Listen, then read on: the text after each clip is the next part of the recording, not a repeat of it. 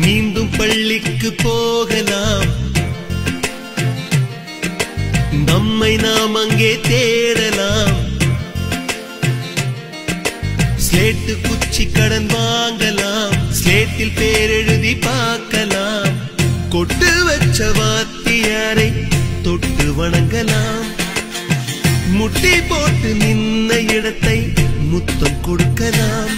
பள்ளிக்கூடத்தில் சொன்ன பாடத்தில் இந்த உலகத்தை நாம் அறிந்தோம். அன்னை மடியென நம்மை தாங்கிய இந்த பள்ளியை ஏன் மறந்தோம்?